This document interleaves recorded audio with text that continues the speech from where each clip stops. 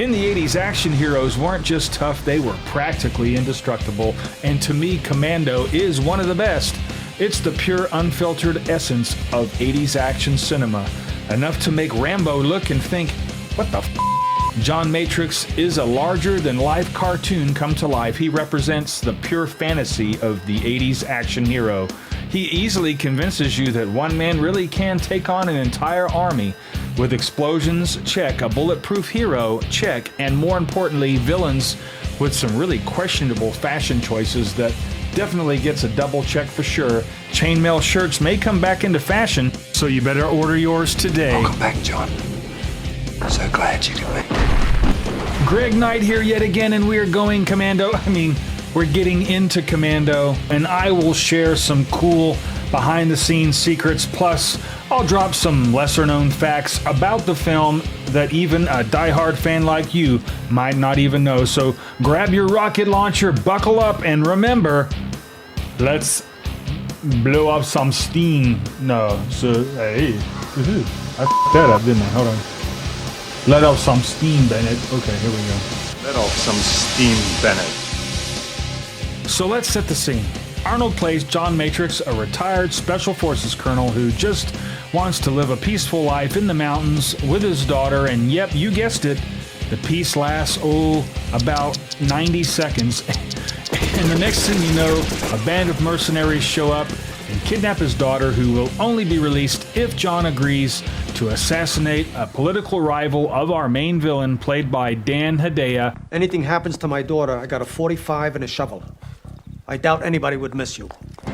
Who portrays General Ernesto Arias, and his role in the film is kind of minor and definitely overshadowed by the main henchman, Bennett.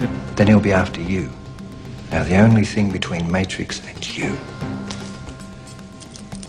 is me.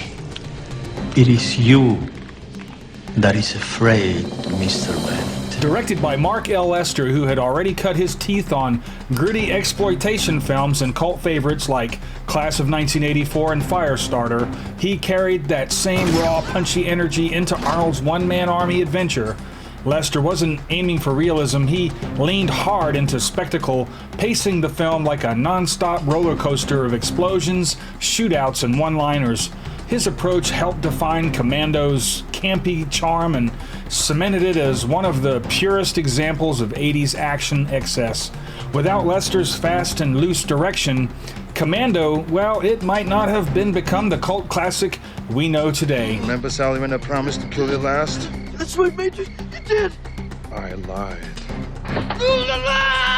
Now, like in the movie The Matrix, Morpheus offers Neo a choice: the blue pill, stay safe in the illusion, or the red pill and see how deep the rabbit hole goes. And in Commando, the villains basically made their own choice, and they picked wrong. Kidnapping John Matrix's daughter was definitely like swallowing the deadliest red pill imaginable.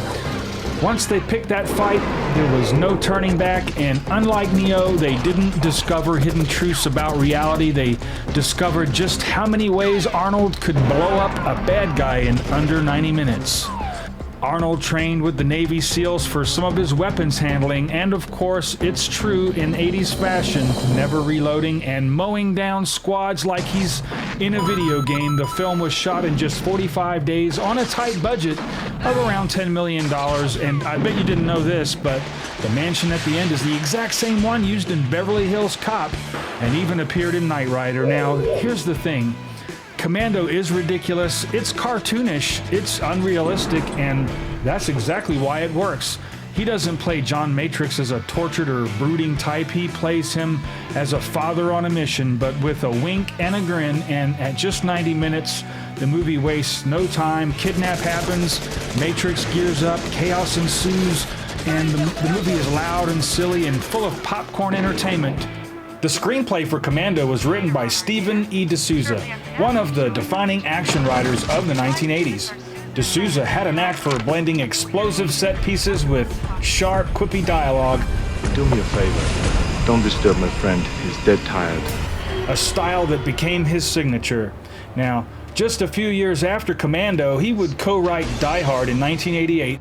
Welcome to the party, pal. The film is often hailed as the greatest action movie of all time. In fact, D'Souza has spoken about how both films share a common DNA of one man against impossible odds, but where Commando leans into the cartoonish spectacle, Die Hard grounds his hero in vulnerability and grit. You could almost see Commando as a wild prototype for the more refined action storytelling that would, come to define Die Hard a few years later. Now, without a great villain, a movie tends to be quite forgettable, but Commando doesn't falter with the iconic Bennett, played by Vernon Wells, and as you know, he was popularized from his role in The Road Warrior. He is the former member of John Matrix's elite commando unit, and he was kicked out of the team. This action has left Bennett holding a personal grudge against Matrix, so he teams up with these mercenaries to kidnap Matrix's daughter, Jenny. The obvious thing he is remembered for, however, is that outfit, and it has become quite iconic and meme-worthy. A bizarre mix of chainmail, vest leather, and a mustache that makes me think of, Freddie Mercury as a warlord. Anyway, unlike most villains who want power or money, Bennett seems motivated only by his obsession with proving he's stronger than Matrix. Hold it. I'll be back, Bennett. I'll be ready, John. With his intense performance plus his wild costume, that made Bennett one of the most memorable 80s action villains. Bennett isn't just a bad guy, he is a larger-than-life foil for what makes Commando the cult classic it is, and yes, his short appearance in Weird Science is legendary too.